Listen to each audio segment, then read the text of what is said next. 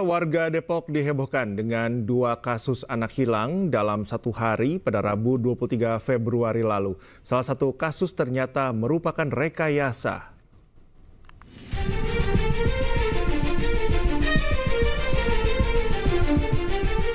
Dua kasus anak hilang dalam satu hari menghebohkan warga Depok. CR hilang saat sedang berada di rumahnya di kawasan Krukut Limo. Sementara anak lainnya A hilang usai pulang sekolah di kawasan Cinere. Kasih Humas Polres Metro Depok, AKP Yuni menjelaskan CR ditemukan di kawasan Blok M usai naik angkot dari rumahnya saat ibunya sedang menyuci pakaian. Kemudian dibujuk oleh tetangganya yang kebetulan menemukan CR serta satpam mal, kemudian diantarkan pulang. Sementara A dilaporkan hilang usai pulang sekolah dan tidak ditemukan dimanapun. Pihak kepolisian pun menemukan A di rumah kerabat ibunya di kawasan Pondok Ranji Ciputa. Diketahui, A sengaja dititipkan sang ibu untuk kemudian direkayasa menjadi penculikan agar sang ayah yang sedang berada di Bali segera pulang. Kami mohon maaf atas kejadian yang sudah terjadi yang merasakan pihak sekolah, orang tua, murid, dan masyarakat. Dua kasus hilangnya adalah kasus penculikan, melainkan masalah internal keluarga kami.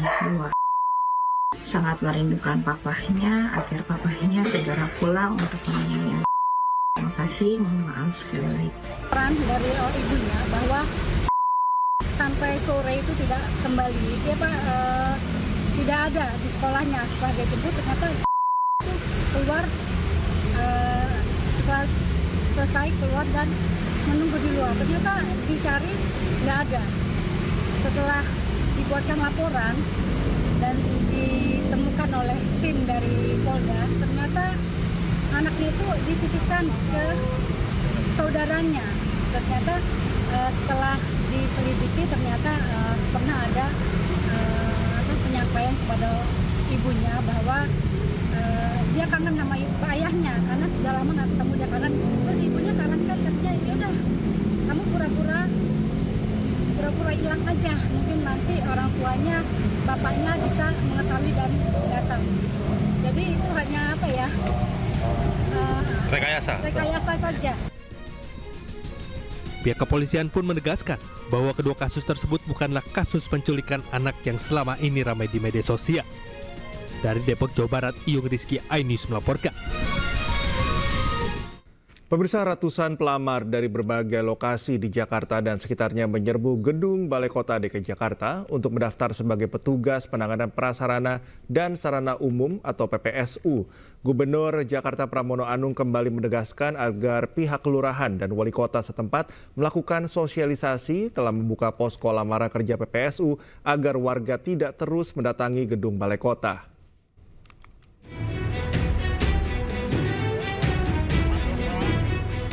Sejak pagi tadi ratusan pelamar PPSU terus berdatangan ke kantor Gubernur DKI di Gedung Balai Kota Jakarta, Jalan Medan Merdeka Selatan, Gambir, Jakarta Pusat. Mereka rela antri demi mendapatkan giliran menyerahkan surat lamaran sebagai pasukan orange. Masih membludaknya jumlah pelamar yang datang, membuat mereka tetap harus antri lama dan berdesak-desakan. Melihat kondisi ini, Gubernur Jakarta Pramono Anung kembali menegaskan agar pihak kelurahan dan wali kota setempat melakukan sosialisasi telah membuka posko lamaran kerja PPSU agar warga tidak terus memenuhi dan membludak di gedung Balai Kota. Warga juga bisa mendaftar secara online melalui laman jakarta.go.id soal lowongan kerja. Secara khusus kami sudah meminta kepada wali kota dan juga kelurahan terkait untuk hal yang berkaitan dengan PPSU ini proaktif untuk menerima pendaftaran. Kalau pendaftaran masih banyak, memang artinya orang yang membutuhkan kerja juga meningkat. Sehingga dengan demikian, sekali lagi pemerintah Jakarta pada periode ini mengalokasikan 1.100 PPSU.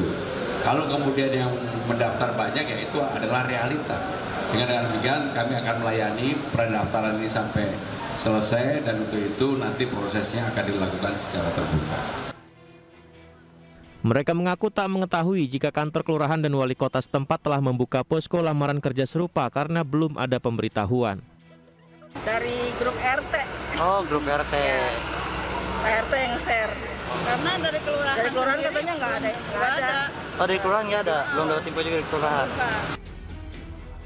Selain kuota 1.100 orang untuk posisi sebagai petugas PPSU, pemerintah Provinsi Jakarta juga membuka lowongan pekerjaan sebagai petugas damkar, pasukan biru atau dinas tata air, dan pasukan hijau atau dinas pertamanan. Sejak lowongan kerja dibuka, sebanyak 7.000 lebih warga telah memasukkan surat lamaran mereka. Dari Jakarta, Rani Sanjaya, iNews melaporkan. Sebelumnya, antusiasme tinggi ditunjukkan warga dalam daftar sebagai petugas PPSU. Warga memadati Balai Kota untuk mengikuti proses pendaftaran.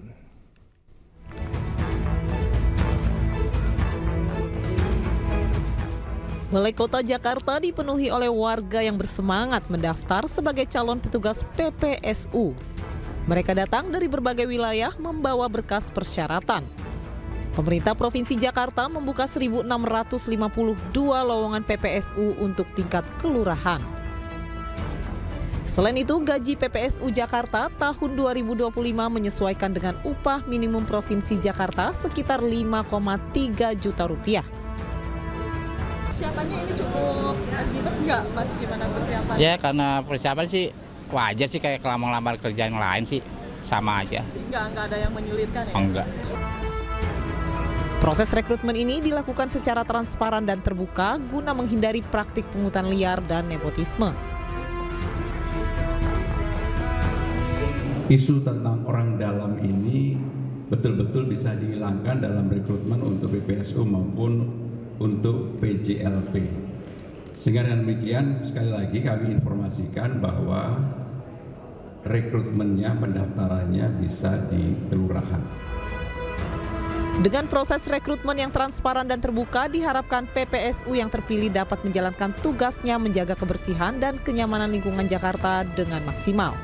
Dari Jakarta, Wenda Nura, Leman, iNews melaporkan.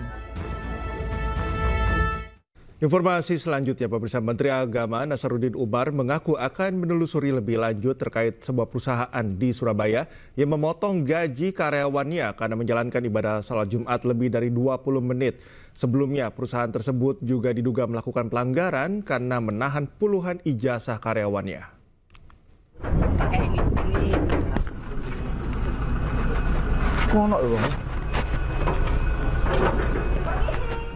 Sebuah perusahaan di Surabaya, Jawa Timur bernama UD Sentosa Sil tengah menjadi sorotan karena diduga memotong gaji karyawannya jika menjalankan ibadah sholat Jumat lebih dari 20 menit. Hal tersebut diungkap setelah sejumlah karyawan melapor kepada Wakil Wali Kota Surabaya Armuji atau Cak Ji. Kalau kita Jumatan, kita itu dipotong. Loh, Jumatan dipotong? Iya. Kalau Jumatan dipotong. Ya, kalau keluar Jumatan maksudnya. 10.000. Menanggapi dugaan pemotongan gaji karena beribadah, Menteri Agama Nasaruddin Umar mengaku akan mempelajari kasus tersebut. Kendati demikian, hingga kini belum ada laporan resmi terkait dugaan pelanggaran tersebut. Gimana, Prof? Karyawannya yang mau sholat Jumat itu menyikapinya tegas atau seperti apa? Ya, saya akan pelajari pendapat terkait itu.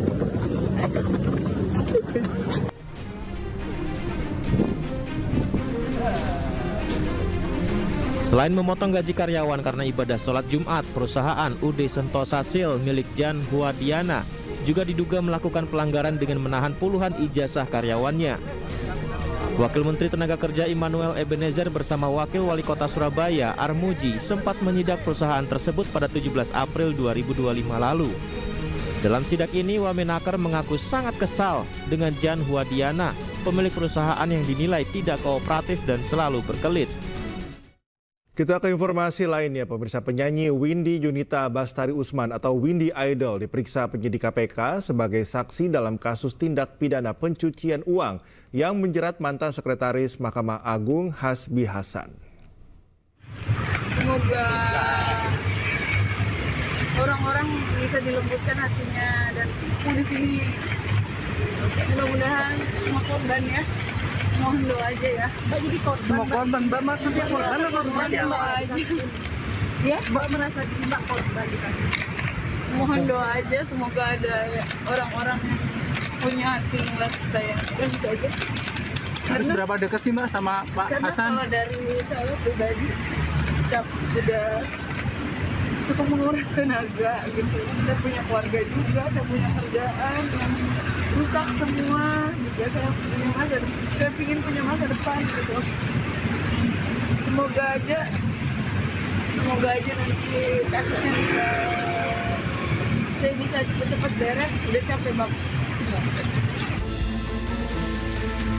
Finalis Indonesian Idol 2014, Windy Yunita Bastari Usman atau yang sering disapa Windy Idol diperiksa KPK sebagai saksi dalam kasus tindak pidana pencucian uang yang menjerat mantan Sekretaris Mahkamah Agung Hasbi Hasan.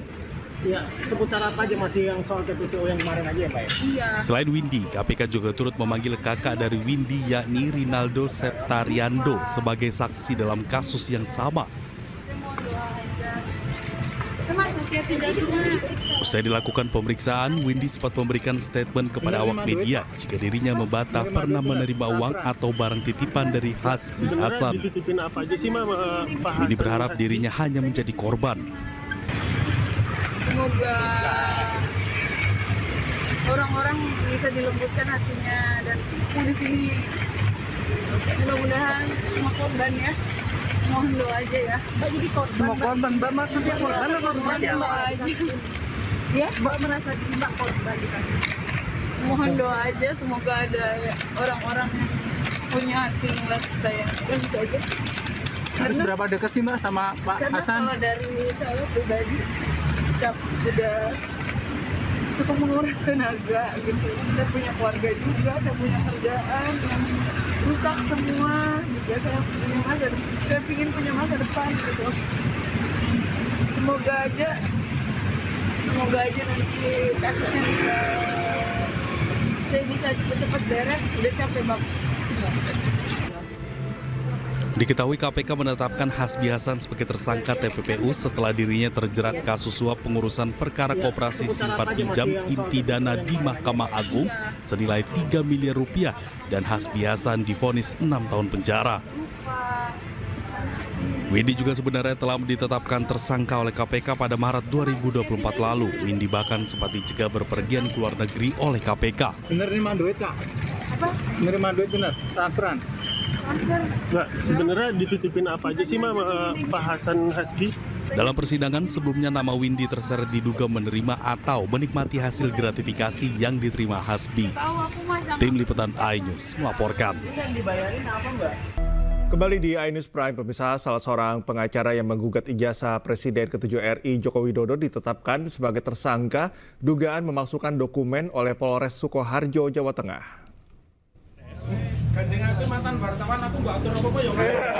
Zainal Mustafa telah ditetapkan sebagai tersangka buntut laporan Asri Purwanti yang dilayangkan pada 16 Oktober 2023 silam. Zainal diduga memalsukan dokumen akademik dengan menggunakan nomor induk mahasiswa dan transkrip nilai milik mahasiswa Universitas Muhammadiyah Surakarta. Surat ini kemudian ditelusuri pelapor dengan bersurat ke Lembaga Pelayanan Pendidikan Tinggi Wilayah Jawa Tengah. Hasil penelusuran menunjukkan Zainal lulusan Universitas Surakarta UNSA, pindahan dari UMS. Kemudian pelapor menelusuri dan bersurat ke UMS. 13 Mei 2020, pelapor mendapat jawaban bahwa nomor induk mahasiswa yang digunakan Zainal Mustafa bukanlah milik terlapor, namun atas nama Anton Wijanarko. Atas perbuatannya, Zainal dijerat pasal 263 ayat 2 KUHP tentang penggunaan surat palsu dengan ancaman hukuman penjara maksimal 6 tahun.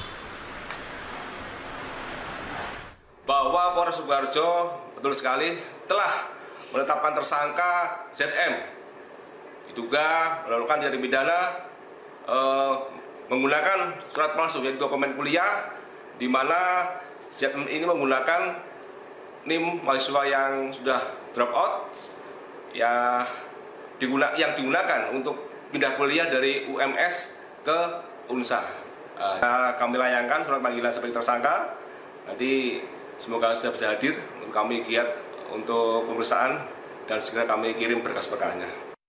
Selanjutnya tentunya saya akan meminta penyidik jajaran Polres Sukoharjo segera memeriksa oknum tersebut, dan karena ancamannya di atas 5 tahun ya mohon diamankan biar tidak ada korban-korban lain lagi dan tidak berulah terus gitu loh Mas, seperti itu. Mantan Menteri Pemuda dan Olahraga Roy Suryo dilaporkan ke Barreskrim Polri atas dugaan ujaran kebencian dan penghasutan soal tudingan ijazah palsu Presiden ke-7 RI Joko Widodo. Selain Roy Suryo, Dr. Tifa dan ahli digital forensik Rismon Sianipar juga ikut dilaporkan.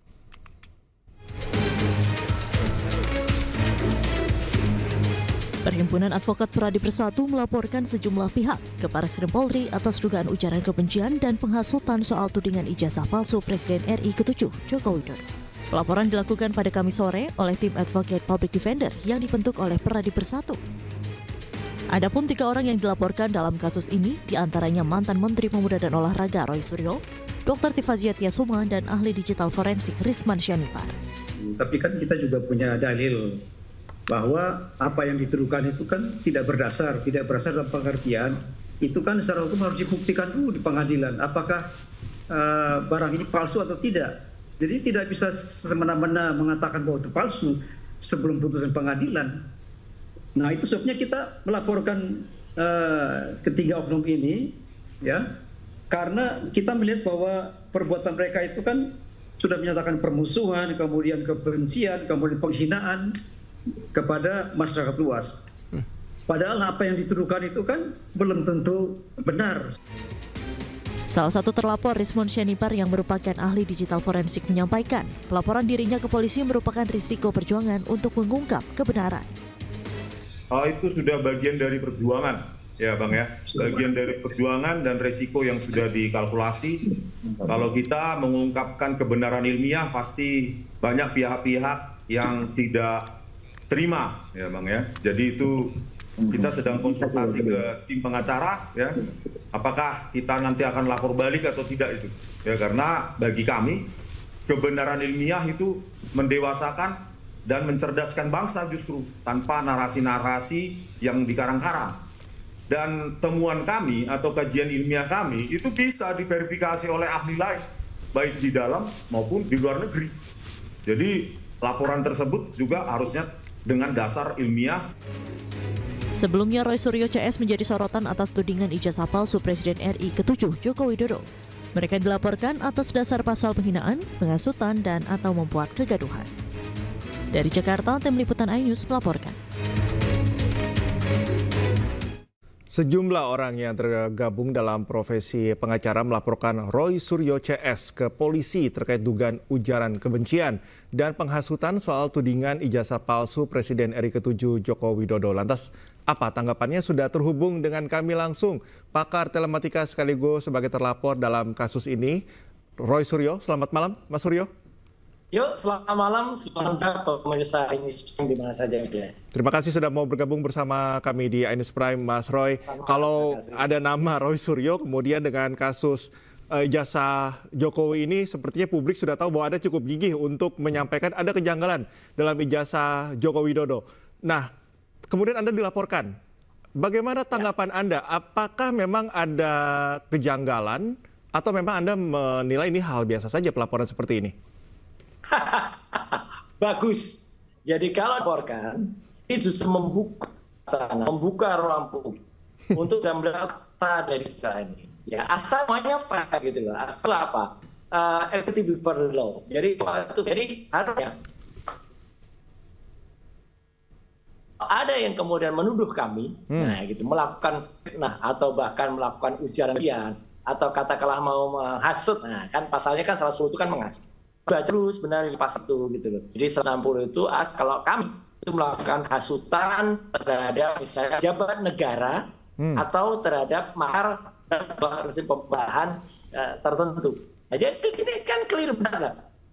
Apa yang terjadi itu tidak ada negara yang hasut. Tidak ada pejabat. Katanya dia sendiri mengaku ya, Jokowi itu kan mengaku sudah bukan lagi pejabat negara. Sudah orang besar. Makanya penting diketahui oleh publik ya bahwa mereka ini terlalu malu ya kalau di mereka katanya ahli hukum, lawyer, ditolak ya itu. Jadi mereka lapor ke Barreskrim ditolak. Jadi kalau harus jujur dari sini aja nggak jujur. Jadi mereka tuh datang kemarin ke Barreskrim sore, terus kayaknya konsultasi ke dalam ya gitu. Sebenarnya apa yang terjadi kalau memang laporan itu masuk pasal-pasalnya pasti langsung diterima oleh Barreskrim. Ternyata kan tidak, ditolak dan kemudian mereka bilang disarankan ke Polda atau ke Polres Jakarta Pusat. Dari sini saya kan jelas kalau lauknya bagus pasti terima. Jadi kalau orangnya tidak bagus atau kita lawyer gitu loh. Tapi ya nggak apa-apa lah. Pun itu diterima di mana saja. Bahkan ada Mas Roy, bahkan ada beberapa pihak yang mengatakan bahwa langkah Anda yang begitu keras ini hanya menciptakan drakor, bukan drama Korea, tapi katanya drama kotor untuk memecah belah. Tanggapan Anda seperti apa, Mas Roy? Waduh, sama sekali. Ini namanya ilmu pengetahuan berdasarkan sains ya. Jadi ini ilmiah. Makanya kalau debat ya jangan dengan narasi. Kalau debat dengan ilmu pengetahuan, misalnya kalau cerdas, tim hukum mereka hanya mengatakan salah satu ahli forensik atau kartografi lain ya. Kemudian dengan hasil dari telematika yang mungkin membantah kami, temuan saya, temuan Dr. Rismond, temuan juga Tifa, baru bisa dikatakan mereka punya dasar untuk kemudian mendalilkan yang berbeda. Yang kalian itu ilmiah, katalogi sains sekali lagi. Jadi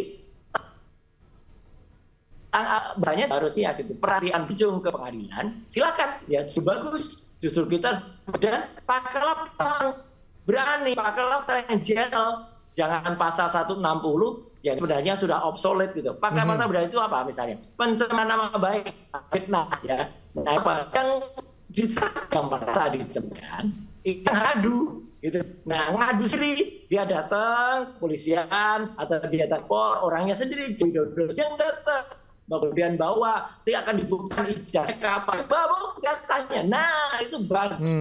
Itu baru akan masyarakat akan melihat dan sama menilai. Tapi kemudian dengan pasal dulu digunakan, kita pasal ini dulu digunakan untuk memerankan fisik, ya itu waktu. Jadi dia kata waktu itu adalah menghasut gitu. Nah, sekarang lihat dulu. Memang ada mungkin misalnya publik atau pemimpin negara atau negara. Sekarang kan udah nggak ada lagi. Gitu. Ayolah, gentle saja.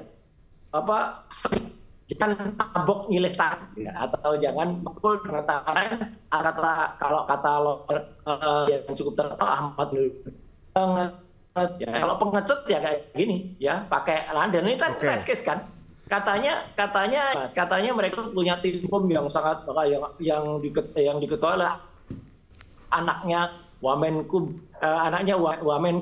ya gitu. Nah, ternyata yang maju malah tangannya sayap-sayapnya kemarin organisasi Nusantara, sekarang ada organisasi Pradi Bersatu gitu. Jadi satria lah, jangan malah menggunakan tangan orang lain dan tidak terbiasa. Kita coba melihat gambar besarnya atau big picture-nya. Pak Jokowi itu kan menjabat 10 tahun, banyak kebijakan yang diambil. Kenapa Anda begitu kesumekeh untuk membuktikan ini soal ijazah, begitu? Bukankah itu terlalu kecil untuk menjabarkan 10 tahun kepemimpinan Pak Jokowi? Tanggapan Anda seperti apa, Mas Roy? Justru itu, ini besar sekali. Ya, besar apa? Karena menyangkut kejujuran seseorang. Dan kami tidak tahu, dan ini terjadi. Misalnya apa? Nanti orang mudah menggunakan misalnya universitas-universitas ternama untuk misalnya melakukan hal semacam ini.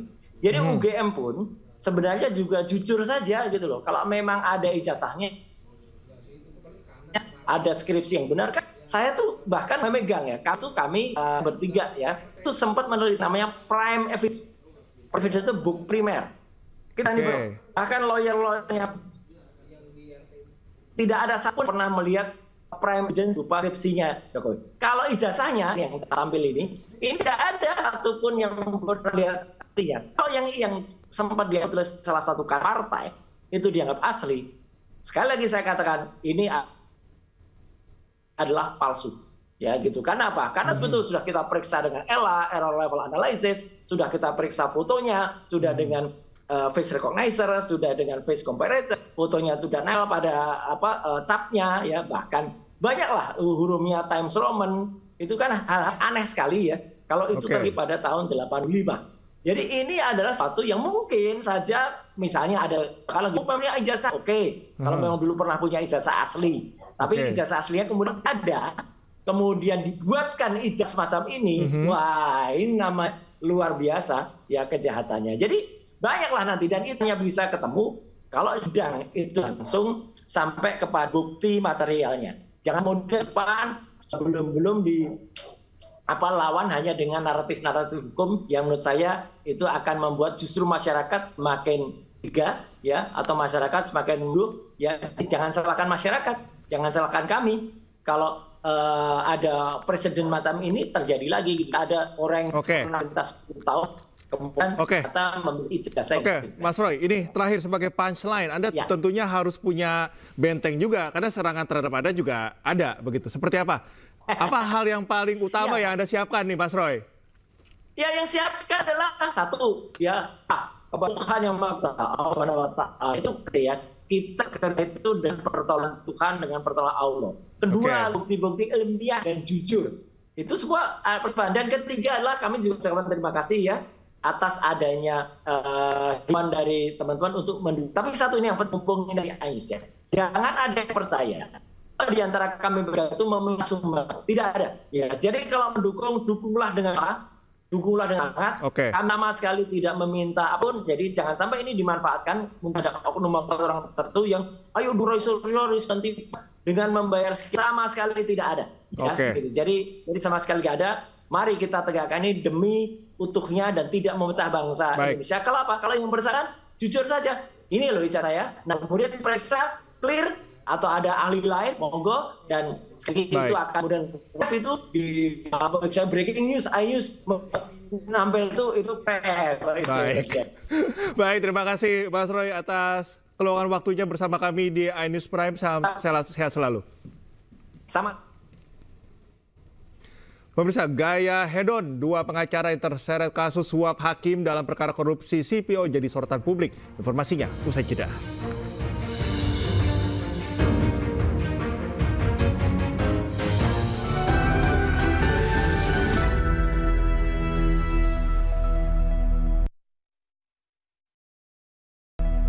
Terima kasih Anda masih bersama kami, pemirsa. Publik menyoroti gaya hidup Arianto Bakri dan Marcella Santoso usai keduanya ditetapkan sebagai tersangka dalam kasus suap korupsi minyak sawit mentah di PN Jakarta Pusat. Kedua pengacara yang diduga memberi suap 60 miliar ini kerap memamerkan kehidupan mewahnya di media sosial.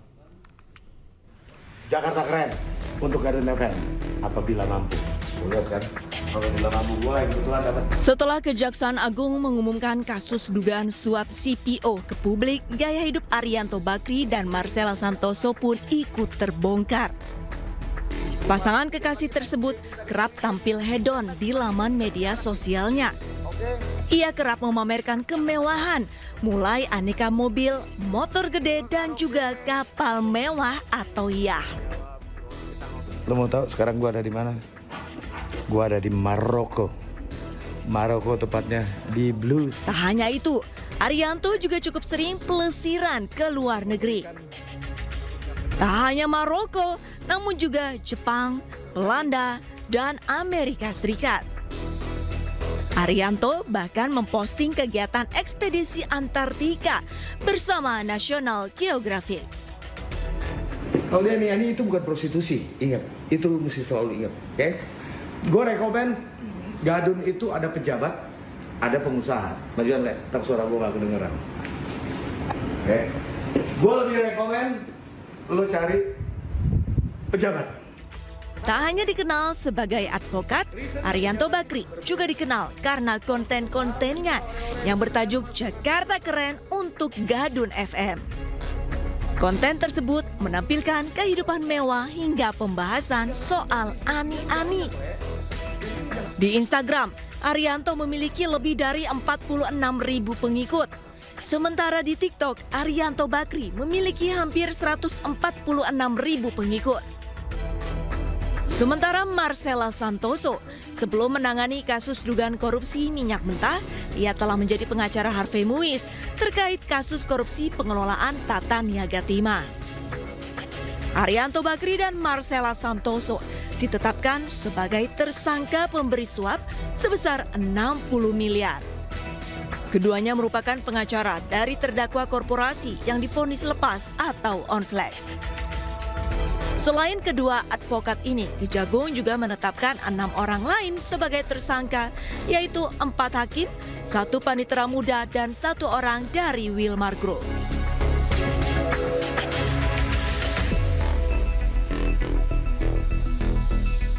Sebelumnya, Kejaksaan Agung menyita barang bukti berupa 2 kapal pesiar dari pengacara Arianto. Salah satu tersangka kasus suap vonis putusan lepas korupsi minyak mentah yang melibatkan 3 hakim di Pengadilan Tipikor.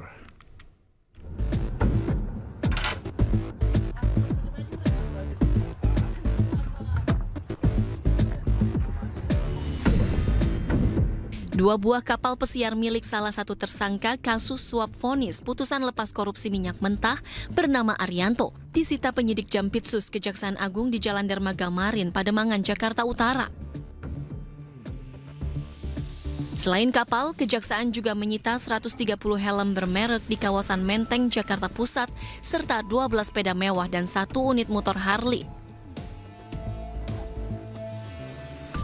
Selain 2 kapal pesiar, Kejagung juga menyita 3 unit mobil mewah dari tersangka Arianto.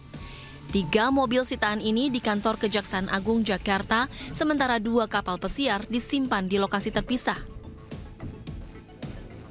Sebelumnya, Kejagung juga sudah menyita barang bukti lain berupa mobil mewah, motor, dan sepeda dengan harga fantastis.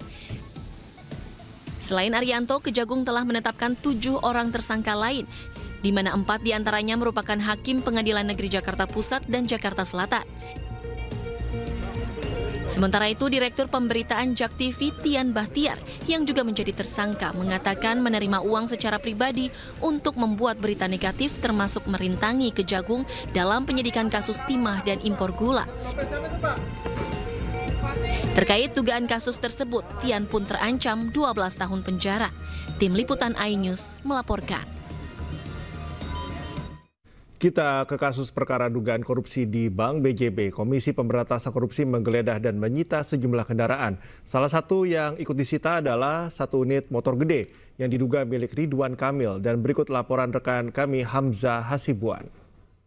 Pemirsa, saat ini kami sedang berada di Rukbasan ataupun rumah penyimpanan barang sitaan milik negara yang dimiliki oleh KPK di daerah Jakarta Timur, di mana saat ini kami sudah melihat salah satu barang sitaan dari ataupun milik mantan Gubernur Jawa Barat Ridwan Kamil yang berupa 1 unit motor jenis Royal Enfield Klasik 500, dengan di sini bisa dilihat juga pemirsa bahwa terdapat nomor 0382 yang kemungkinan ini merupakan salah satu unit motor yang limited edition, di mana pihak Komisi Pemberantasan Korupsi ini menyita motor jenis Royal Enfield milik Ridwan Kamil terkait dengan kasus korupsi pengadaan iklan di Bank Pembangunan Daerah Jawa Barat dan Banten ataupun Bank BJB, di mana terkait dengan harga ini jika melihat dari laporan harta kekayaan penyelenggaraan negara ataupun LHKPN milik Ridwan Kamil tahun 2024 lalu,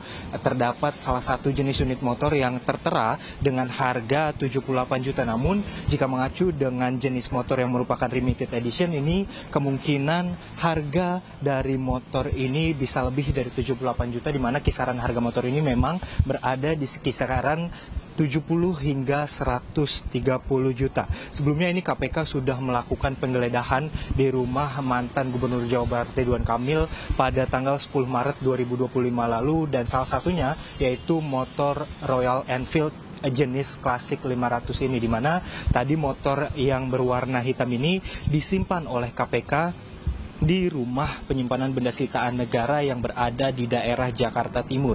Nantinya KPK juga ini akan memeriksa kembali mantan Gubernur Jawa Barat Ridwan Kamil yang terkait dalam dugaan kasus korupsi Bank BJB periode 2021 hingga 2023. Nantinya kami juga akan mengupdate apakah motor ini akan disita dan Ridwan Kamil akan ditetapkan sebagai tersangka dalam kasus tersebut. Dari Jakarta, Hamzah Hasibuan, Jakarta Samsa, iNews melaporkan. Penyitaan moge milik Ridwan Kamil dikonfirmasi oleh KPK. Motor tersebut ikut disita lantaran terkait dengan perkara korupsi di Bank BJB dan tidak masuk dalam LHKPN Ridwan Kamil. Ya, jadi motor yang saat ini sudah berada di Rubasan Cawang itu tidak masuk di dalam LHKPN Saudara RK. Ya. Belum atau tidak masuk. Nah, jadi kalau ditanya ada atau tidak, untuk LHKPN Saudara RK per pelaporan tahun 2023 itu tidak ada tercantum kendaraan yang saat ini sudah dititipkan di Rubasan Cawang. Kembali di iNews Prime, pemirsa, seorang santri tewas dan puluhan lainnya luka usai dinding tanggul kolam penampungan air di dalam pondok pesantren di Kabupaten Magelang, Jawa Tengah ambrol. Seluruh korban langsung dilarikan ke rumah sakit, sementara tim gabungan masih melakukan pencarian korban.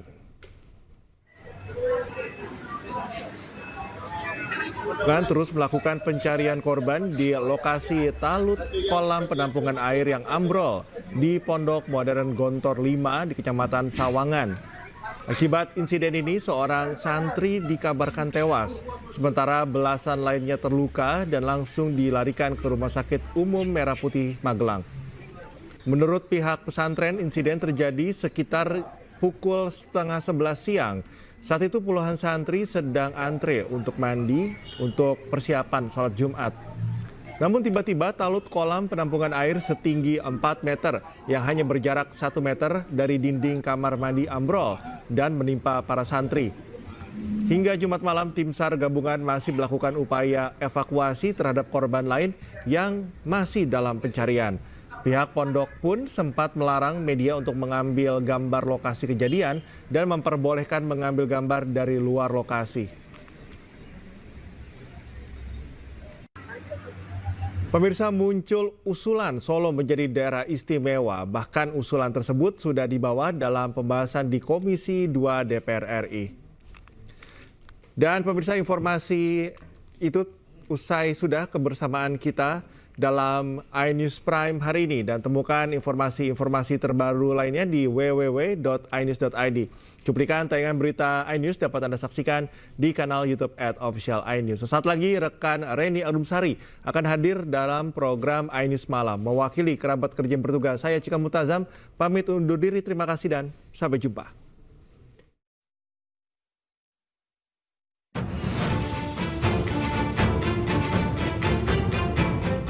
Pemerintah melalui Kementerian Dalam Negeri mulai merespon adanya usulan Solo menjadi daerah istimewa Surakarta, di mana pemerintah akan melakukan kajian dahulu kriteria atas usulan tersebut. Bahkan usulan ini juga sudah masuk di Komisi 2 DPR RI. Pembahasan Solo bersamaan dengan 42 usulan pembentukan provinsi hingga usulan 6 wilayah untuk dijadikan daerah istimewa. Sampai dengan bulan April ini izin kita mendapat banyak PR, ya tadi sudah sampai pimpinan, ya jadi ada 42 usulan provinsi, 252 kabupaten, 36 kota, nah ada 6 yang daerah istimewa, meminta daerah istimewa, dan juga ada 5 meminta daerah khusus. Tentu izin sekali lagi, ini adalah PR kita bersama karena undang-undang mengamanatkan agar pemerintah dan DPR untuk melakukan langkah-langkah evaluasi ke depan. Sementara itu, Wakil Ketua Komisi 2 DPR RI Arya Bima mengatakan, semua harus dipertimbangkan dengan matang dan berlandaskan undang-undang. Akan tetapi, ia menilai jangan sampai pemberian daerah keistimewaan ini membuat rasa ketidakadilan dengan daerah-daerah lain. Seperti Solo yang minta pemekaran dari Jawa Tengah dan mengusulkan diri menjadi daerah istimewa Surakarta. Tim Liputan iNews melaporkan.